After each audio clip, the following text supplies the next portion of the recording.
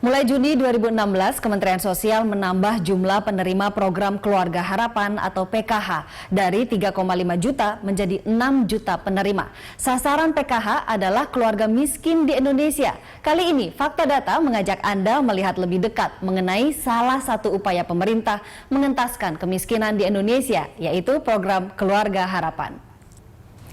Program Keluarga Harapan atau PKH adalah program penanggulangan kemiskinan melalui pemberian bantuan tunai kepada keluarga sangat miskin berdasarkan persyaratan dan ketentuan yang telah ditetapkan. Program ini digulirkan sejak 2007. Sebagai program perlindungan sosial, PKH dilaksanakan melalui pemberian uang tunai kepada penerima. Bentuk bantuannya terbagi dua, yaitu dalam bentuk kesehatan dan pendidikan. Di bidang kesehatan, intervensi dilakukan dalam perbaikan gizi serta kesehatan ibu hamil. Melalui PKH diharapkan lahir generasi cerdas dan sehat dan menuju keluarga Indonesia yang sejahtera. Di bidang pendidikan, bantuan yang diberikan bagi siswa sekolah dasar sebesar Rp450.000 per tahun, SMP sebesar Rp750.000 per tahun, serta SMA Rp1 juta per tahun. Bantuan diberikan lewat 4 kali pencairan dan disalurkan lewat Kartu Indonesia Pintar KIP. Mereka yang bisa mendapatkan bantuan tunai PKH harus terlebih dahulu terdaftar di sekolah atau pendidikan kesetaraan. Dan ada syarat kedua, yaitu minimal kehadiran di kelas setiap bulannya 85%. Program ini terbukti berdampak signifikan pada penurunan angka kemiskinan di Indonesia dan diapresiasi oleh Bank Dunia. Survei Bank Dunia menyebutkan intervensi PKH terhitung kecil, tetapi efektivitasnya tinggi sekali dibandingkan program bansos kemiskinan lainnya. Kita lihat bagaimana efektivitas PKH sepanjang 2015. Yang pertama, hingga Desember 2015, sebanyak 400.000 keluarga sangat miskin atau KSM menjadi mandiri. Di bidang pendidikan, sepanjang 2015 juga terdapat peningkatan angka pendaftaran sekolah pada tingkat sekolah dasar sebesar 2,3%, sementara tingkat sekolah menengah pertama atau SMP sebesar 4,4%. Total sepanjang 2015 PKH telah menjangkau 3,5 juta keluarga. Sebenarnya berapa besar dana yang dialokasikan pemerintah untuk program ini? Kita lihat angkanya. Pada 2015 pemerintah mengalokasikan anggaran sebesar Rp5,2 triliun untuk upaya pengentasan kemiskinan lewat program Keluarga Harapan. Dan pada tahun ini jumlahnya ditambah menjadi Rp9,98 triliun.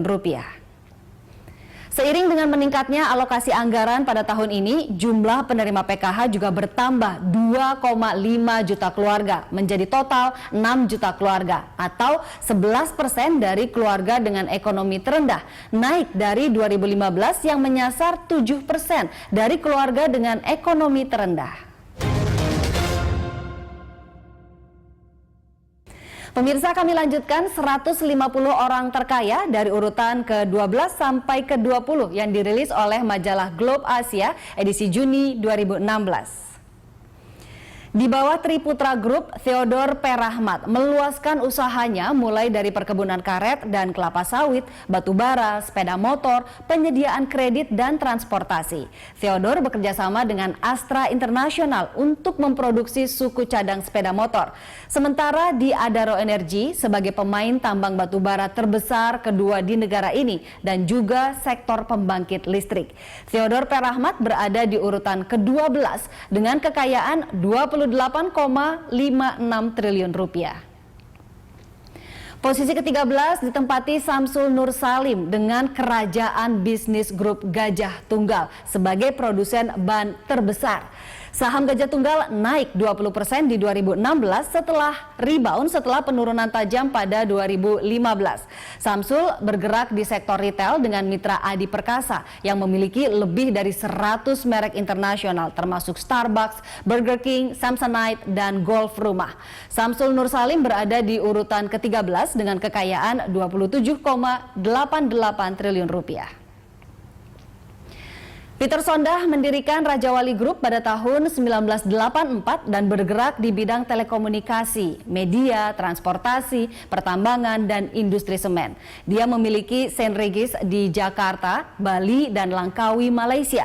Peter Sondah memiliki kekayaan 27,2 triliun rupiah dan berada di urutan ke-14. Tahir mendirikan kelompok Mayapada pada tahun 1986.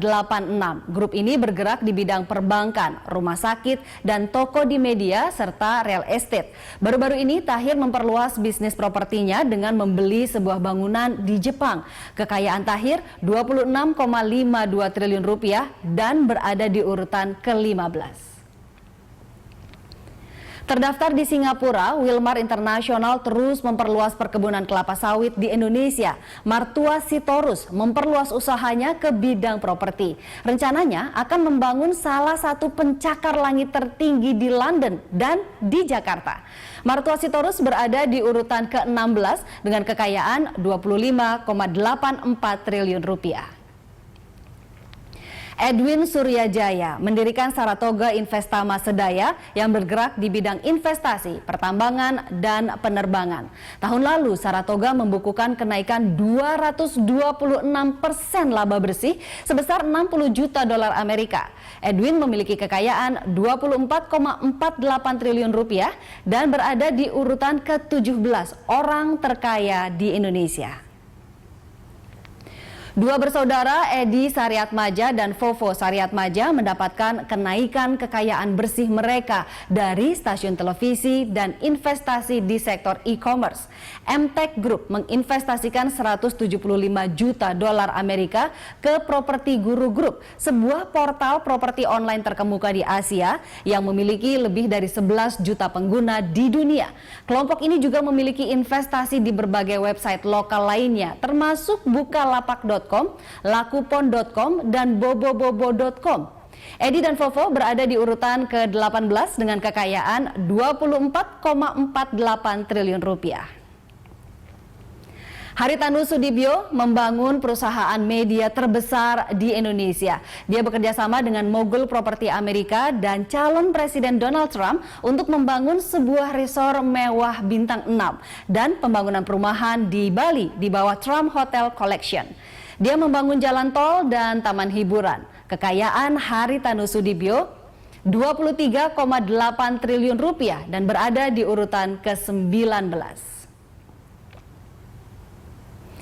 Haryanto Adi Kusumo belajar bisnis dari ayahnya Sugiarto. Haryanto mendirikan AKR Korporindo yang membuatnya besar dalam perdagangan minyak, distribusi, dan logistik. AKR juga aktif dalam bisnis hotel di Manado dan Bali, serta properti lainnya di Jakarta. Sampai di sini Fakta Data, saya Ani Rahmi pamit. Sampai jumpa.